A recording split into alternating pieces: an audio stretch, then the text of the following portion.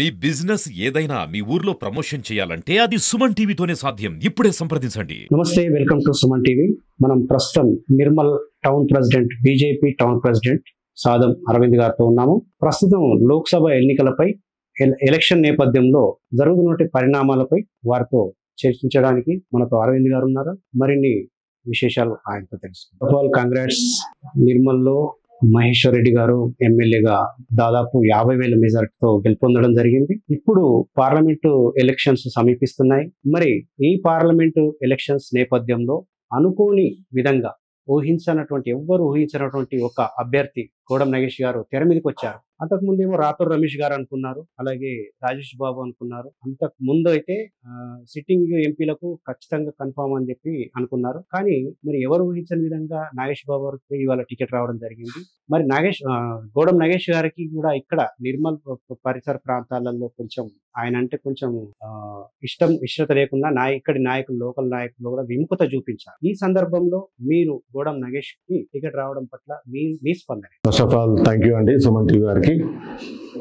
ఏదైతే ఈ BJP MP seat కేటాయింపు గురించి మీరు ఏదైతే అడిగినరో అది పూర్తిగా BJP party state and national పార్టీకి సంబంధించి, మా జాతీయ పార్టీ అధిష్టానానికి సంబంధించిన అంతర్గత విషయం అండి. దీంట్లో ఎలాంటి దాపరికము రహస్యం ఏం లేదండి. అందరూ ఇక్కడ ఆల్మోస్ట్ ఆల్ 4 ఎమ్మెల్యేలుగా గెలిచిండ్రు బీజేపీకి. సో వాళ్ళను అంతకుముందు ప్రీవియస్గా ఉన్న సోయం బాబురావు గారిని కూర్చుండబెట్టి ఒక నిర్ణయానికి వచ్చి, సోయం బాబురావు గారిని కూడా అతను తుడుం దెబ్బ ఒక కార్యక్రమాన్ని తీసుకొని గోండుల్లో విప్లవం తీసుకొచ్చిన వ్యక్తి, అతన్ని వేరు రకంగా వాడుకుందామనే ఒక మంచి ఆలోచనతోనే అతన్ని కలుపుకొనే ఈ కొత్త అభ్యర్థిని తెర మీద తీసుకురావడం జరిగింది. దీంట్లో ఎలాంటి అనుమానాలకు తావులేదు. మీకు దానికి మంచి ఉదాహరణ అంటే ఇప్పుడు సోయం బాబురావు గారు వితిన్ మా పార్టీల నుండి అభ్యర్థి గెలుపుకు సహాయపడుతున్నాడు.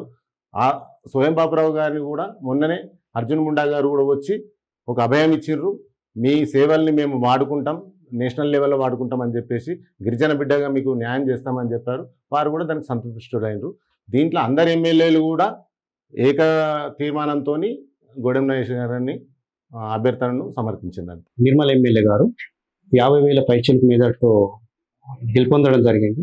అయితే ఇప్పుడు ప్రస్తుతం ఉన్నటువంటి ఎంపీకి మీరు ఎంతవరకు ఎక్స్పెక్ట్ చేస్తున్నారు? ఎంత మెజారిటీతో పొందుతారని చెప్పి మీరు ఆశిస్తున్నారు? చూడండి, మొన్న గతంలో జరిగిన ఎన్నికలలో ఏలేటి మహేశ్వర్ రెడ్డి గారికి 51,000 పైచిలకు మెజార్టీ రావడం జరిగింది. అది అందరికీ తెలిసిన విషయమే. ఇది ఎంపీ ఎలక్షన్స్, అది ముందు జరిగేది మోడీ ఎలక్షన్ కాబట్టి ఖచ్చితంగా అప్పుడు మా అభ్యర్థి అయిన మహేశ్వర్ రెడ్డి గారికి 51,000 వచ్చింది. ఇప్పుడు ఎంత తగ్గకున్నా ఆ 51,000కి ఇంకో 10,000 యాడ్ అయ్యి వస్తే తప్ప తగ్గే ప్రసక్తి లేదు. మేము ఎక్స్పెక్ట్ చేస్తుంది ఒక 60 నుంచి 65,000 మెజార్టీని మేము ఓన్లీ నిర్మల్ నియోజకవర్గంలో మా అభ్యర్థి గోడెం నగేష్ గారికి ఇక్కడ తేవడం జరుగుతుంది. పార్లమెంట్ ఎలక్షన్ నేపథ్యంలో యూపీలో కేంద్ర మంత్రి అమిత్ షా గారు ఒక వ్యాఖ్యం చేయడం జరిగింది. అయితే దాన్ని రిజర్వేషన్ సంబంధించిన ఒక ఆయన ఇచ్చినటువంటి స్టేట్మెంట్ ఈ రోజు కొంచెం దుమారం రేపుతున్నది. అది ఎంతవరకు మీరు దాన్ని రిసీవ్ చేస్తారు? దానికి మీ స్పందన? భారతీయ జనతా పార్టీ రిజర్వేషన్ల విషయంలో చాలా క్లియర్గా ఉందండి. మా అధిష్టానం మొదటి నుంచి చెప్తుంది సబ్కా సాత్ సబ్కా వికాస్ అనే ఒక నినాదంతో అన్ని వర్గాల ప్రజలకు న్యాయం చేయాలనే దిశగా మా భారతీయ జనతా పార్టీ పనిచేస్తుంది. అందులో ఎలాంటి అనుమానం లేదండి. ఖచ్చితంగా మా అధిష్టానం చెప్పినట్టు ఎవరైతే ఎస్సీల వర్గీకరణ ఉన్నారో దానికి కట్టుబడి ఉన్నామని చెప్పినాం. మిగతా రిజర్వేషన్ల విషయంలో కూడా భారతీయ జనతా పార్టీ స్టాండ్ అయి ఉన్నది. ఖచ్చితంగా సబ్కా సాత్ సబ్కా వికాస్ అనే ఒక నినాదంతో అన్ని వర్గాల ప్రజలకు న్యాయం చేస్తారని మేము నమ్ముతున్నామండి. ఈ మధ్య అమిత్ షా గారు ఎస్సీ, ఎస్టీ, ఓబీసీ రిజర్వేషన్ తొలగిస్తామని చెప్పి ప్రకటించారు. మరి దీన్ని పార్టీ పరంగా మీరు ఏ విధంగా తీసుకుంటారు? మరి ఈ రిజర్వేషన్ల తొలగింపుపై ప్రజల్లో ఉన్నటువంటి సందిగ్ధను ఎలా తొలగిస్తారని చెప్పి మీరు భావిస్తారు? ఏ సభలో కూడా భారతీయ జనతా పార్టీ మేము ఓబీసీ, ఎస్సీ, ఎస్టీ ఏదైతే రిజర్వేషన్ తొలగిస్తామని చెప్పిన దాఖలాలు లేవు. మొన్నటికి మొన్న సిద్దిపేట సభలో రఘునందన్ రావు గారి ప్రచార పర్వంలో వచ్చిన అమిత్ షా క్లియర్గా చెప్పిండు ఏంటి అంటే, మేము ఖచ్చితంగా తీసరీ బార్ మోడీ సర్కార్ వచ్చిన వెంటనే ముస్లిం రిజర్వేషన్లను ఎత్తివేస్తాం. ఆ రిజర్వేషన్ల స్థానేనా వాళ్ళకున్న రిజర్వేషన్ల భాగాన్ని క్లియర్గా చెప్పారు. ఎస్సీ ఎస్టీ బీసీలకు పంచి పెడతామని చెప్పారు. కానీ దీంట్లో ప్రతిపక్షం వాళ్ళు, ఎదురున్న కాంగ్రెస్ వాళ్ళు దీన్ని వక్రీకరించి చెప్పడమే తప్ప ఇలా ఎలాంటి ఆధారాలు లేవు. క్లియర్గా మీరు కావాలంటే బయట చూసుకోండి. రఘునందన్ రావు గారికి సభకు వచ్చినప్పుడు సిద్దిపేటలో ఇదే అమిత్ షా గారు క్లియర్గా చెప్పారు. దీంట్లో ఎలాంటి అనుమానం లేదు. నిజంగా చెప్పాలంటే భారతీయ జనతా పార్టీ అనేది దేశంలోనే బీసీ ఎస్టీ ఎస్సీ అణగారిన కులాలకు పెద్దపీట వేస్తున్నది. దానికి మంచి ఉదాహరణ ఇక్కడ ఉన్న ప్రధానమంత్రి ఒక బీసీ బిడ్డ. దానికి మేము కట్టుబడి ఉన్నాం. దీంట్లో ఎలాంటి అనుమానం లేదండి. దీంట్లో ఇవాళ Bharatiya Janata party అబ్కీ bar 400 bar అని ఒక నినాదంతో ఉవ్వెత్తున ముందుకు సాగుతున్న తరుణంలో ఇది కాళ్ళల్లో కట్టబెట్టే రకంగా కాంగ్రెస్ పార్టీ మాట్లాడుతుంది. దానికి కొంత మీడియా కొంత సంబంధించిన మీడియా వక్రీకరించి చెప్పడమే తప్ప ఇలా ఎలాంటి ఆధారాలు లేవండి. ఇది క్లియర్. కావాలంటే ఇప్పటికి కూడా మా పార్టీ చెప్తున్నది ముస్లిం రిజర్వేషన్లు బరాబర్ ఎత్తేసి ఎవరైతే మన బీసీ ఎస్సీ ఎస్టీ వర్గాలు ఉన్నదో వాళ్ళకు పంచిపెడతామని చెప్పి సిద్దిపేట సభలో స్వయంగా ఇదే అమిత్ షా గారు చెప్పినది మీకు మీడియాలో కూడా వచ్చింది, ప్రింట్ మీడియాలో కూడా. ఈ మధ్య ముఖ్యమంత్రి రేవంత్ రెడ్డి గారు బీఆర్ఎస్ ను బంగ్లాదేశ్ తోను అలాగే బీజేపీని పాకిస్తాన్ తో పోల్చడం జరిగింది. మరి పాకిస్తాన్ బంగ్లాదేశ్ తోనే మా ఇండియా కూటమి ప్రత్యక్షంగా యుద్ధానికి దిగబోతోంది. వ్యాఖ్యలపై మీరు ఏ విధంగా స్పందిస్తారు? అసలు ఒక ముఖ్యమంత్రి స్థాయిలో ఉండి ఆయన అది భారతదేశ పౌరుడై ఉండి అలాంటి మాటలు మాడడం అనేది జనాలు ఎవరు కూడా సహించరు. ఆ మాటకు వస్తే మరి ఆనాడు స్వతంత్రం వచ్చినప్పుడు 1947లో మన మొత్తం అఖండ భారతదేశం నుంచి అప్పనంగా పాకిస్తాన్కు అప్పచెప్పింది, అప్పుడు జిన్నా గారికి అప్పచెప్పింది కాంగ్రెస్ పార్టీ కాదా? మరి అది మర్చిపోయారా ముఖ్యమంత్రి గారు? మరి అప్పుడు విభజన జరిగిన ఆ పాకిస్తాన్ భూభాగాన్ని ఇవాళ 370 ఆర్టికల్ను తెచ్చి 335A రద్దు చేసి ఒక్క రక్తపు చుక్క కూడా కింద పడకుండా నరేంద్ర మోడీ గారి ప్రభుత్వం, భారతీయ జనతా పార్టీ ఆధ్వర్యంలోని ప్రభుత్వం మొన్న మన దాంట్లో కలుపుకున్న సంగతి మీరు మర్చిపోయినరా? మీకు ఏమండి, మీరు పాకిస్తాన్తో పోల్చే అంత ఉంది అంటే అది ఓన్లీ కాంగ్రెస్ వాళ్ళని పాకిస్తాన్తో పోల్చాల. జిన్నా నెహ్రూ ములాఖాత్ అయి భారతదేశాన్ని వేసిన చరిత్ర మీది. మీరు బీజేపీని పాకిస్తాన్తో కొలిస్తే ఖచ్చితంగా మీరు అబాస్ పాలవుతారు, ప్రజలు సహించరు.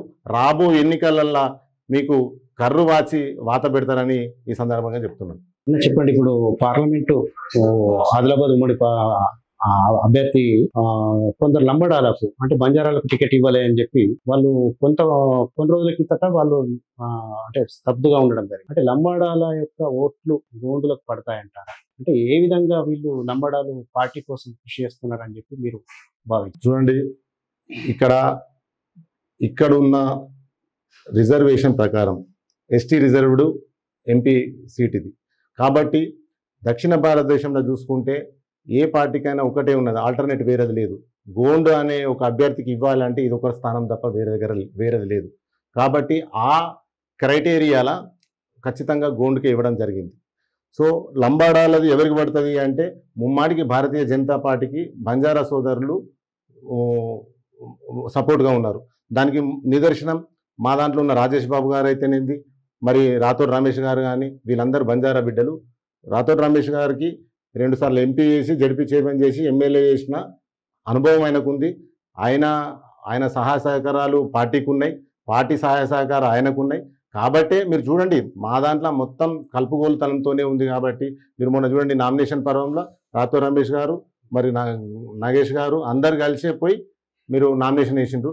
కాబట్టి ఎలాంటి అనుమానం లేదు, బంజారా సోదరులందరూ మూకుమ్మడిగా ఖచ్చితంగా భారతీయ జనతా పార్టీకే పట్టం కడతారు, ఓట్లు ఇస్తారు. ఉమ్మడి ఆదిలాబాద్ జిల్లాలో 4 ఎమ్మెల్యేలు ఉన్నారు.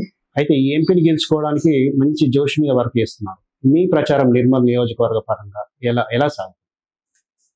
నిర్మల్ నియోజకవర్గం కానీ ఇంకా ఏ నియోజకవర్గంలోనైనా భారతీయ జనతా పార్టీ ఒక కన్స్ట్రక్టివ్ వర్క్గా ప్రచారం చేస్తుంది. ఒక నిర్మాణాత్మకమైన కమిటీస్ మాకు ఉన్నాయి. అది బూత్ లెవెల్ కమిటీలు అయితేంది, శక్తి కేంద్ర ఇన్ఛార్జీలు అయితేంది, మరి నీకు అసెంబ్లీ లెవెల్ అయితేంది, పార్లమెంట్ స్థాయిలో మాకు అన్ని లెవెల్లో కమిటీస్ ఉన్నాయి. ఇక్కడ నిర్మల్లో ముఖ్యంగా ఏలేటి మహేశ్వర్ రెడ్డి గారు ఎవరైతే ఎమ్మెల్యే మాకు బీజేపీ నేత ఉన్నారో వాళ్ళ ఆధ్వర్యంలో, అదేవిధంగా మా జిల్లా అధ్యక్షుడు ప్లస్ రాష్ట్ర పార్టీ ఆదేశానుసారం మేము బూత్ లెవెల్లో కనీసం ఒక బూత్ లెవెల్లో ఉన్న ప్రతి ఇంటిని ఎలక్షన్ వరకు 5 సార్ల ఓటర్ను కలుసుకోవాలన్న ఒక కార్యాచరణతో ముందెళ్తున్నాం. దానికి ఆ ప్రచారంలో నరేంద్ర మోడీ గారు దేశానికి చేసింది ఏమున్నది, దేశం నుంచి మన కేంద్రం నుంచి రాష్ట్రానికి ఎన్ని నిధులు వచ్చినాయి, ఇవన్నీ మేము ఓటరు మహాశయులకు దగ్గరికి వెళ్ళి వివరించి, అందులో భాగంగా కేంద్ర నిధుల నుంచి వచ్చినాయి, ఉజ్వల యోజన అయితేంది, సిలిండర్లు ఇచ్చిన అయితేంది, స్వచ్ఛ భారత్ ఏంది, మొన్నటి వరకు మనకు 15th 14th ఫైనాన్స్ స్థానిక సంస్థలకు ఇచ్చిన నిధులు అయితేంది, ఇవన్నిట్లను వాళ్ళకు వివరిస్తూ మేము ఓటర్ల దగ్గరికి వెళ్ళి మా ఓటును అడుకోవడం జరుగుతుంది. ఖచ్చితంగా ఓటర్ మహాశయులను మమ్మల్ని చక్కగా ఆదరిస్తున్నారు. దాంట్లో ఎలాంటి అనుమానం లేదు. రాబో కాలంలో మంచి భారీ మెజార్టీతోని భారతీయ జనతా పార్టీకి సంబంధించిన అభ్యర్థి ఇక్కడ ఎంపీగా గెలవబోతున్నాడు. ఫైనల్ గా చెప్పండి, ఇప్పుడు అభ్యర్థిని చూసి ఓటు వేస్తున్నారా ప్రజలు, లేదంటే మోడీని చూసి? డెఫినెట్లీ అండి, నరేంద్ర మోడీ గారు మాకు ఒక గాడ్ ఫాదర్. మాకే కాదు, దేశ ప్రజలు నమ్ముతున్నారు అది. సో అతని సమక్షంలోనే దేశం అన్ని విధాల అన్ని రంగాలల్లో భద్రతా భావంతో మంచి సురక్షితంగా ఉంటుందని చెప్పేసి నమ్ముతున్నారు. కాబట్టి ఆయన రిప్రజెంటివ్గా ఎవరైతే అభ్యర్థులు ఉన్నారో ఆయన పంపించిన దూతలుగానే చూసి వీళ్ళలో ఆయనను చూసి ఓటేస్తున్నారు. అదేవిధంగా కూడా భారతీయ జనతా పార్టీ క్యాండిడేట్లను కూడా మంచి కెపాబిలిటీ, సామర్థ్యత ఉండి సమాజంలో మంచి పేరున్న వాళ్ళని సెలెక్ట్ చేసి పబ్లిక్ ముందు పంపింది. కాబట్టి ఖచ్చితంగా 2 ఫ్యాక్టర్స్ పనిచేస్తాయి. ఇక్కడ క్యాండిడేట్ అయితే ఏంది, అదేవిధంగా ముఖ్యంగా నరేంద్ర మోడీ గారి చేస్తున్న పాలన చూసి ఖచ్చితంగా ఓటు అడుగుతాం. డెఫినెట్గా పబ్లిక్ కూడా మాకు సుముఖతంగా ఉండు. బీజేపీకి 1 or none, 1 లేదంటే 0 సీట్లు వచ్చే అవకాశం ఉందని చెప్పి కేసీఆర్ చెప్తున్నారు. మరి మీరు దాని మీద కేసీఆర్ వ్యాఖ్యలపై మీరే స్పందిస్తారు? కేసీఆర్ గారు పొద్దున ఒకటి మాట్లాడితే మధ్యాహ్నం ఒకటి మాట్లాడుతున్నా. ఆ స్టూడియోలో ఆ రోజు మరి వాళ్ళ చెప్పబోయి మరి ఎదుటి పార్టీ ప్రస్తావన తీసిండొచ్చు కావచ్చు, కానీ ఖచ్చితంగా ఆయన ఇంతకుముందు సారు కారు సర్కారు అని చెప్పిండు. ఇలా సారు కారు బేజారు అయిపోయింది. ఎట్టి పరిస్థితుల్లో అది 0 అవుతుంది. అది వాళ్ళు చెప్పుకున్న ఫిగర్, వాళ్ళ పార్టీకి సంబంధించిన ఫిగర్ ఆయన చెప్పుకున్నాడు. అంతేగాని ఖచ్చితంగా కుండబద్దలు ఒకటి చెప్తున్నాం, ఈసారి పార్లమెంట్ ఎలక్షన్లో తెలంగాణలో డబుల్ డిజిట్కు తగ్గకుండా భారతీయ జనతా పార్టీ ఎంపీ సీట్లను కైవసం చేసుకుంటుంది. ఎన్ని సీట్లు వస్తాయని చెప్పి 10+. Thank you.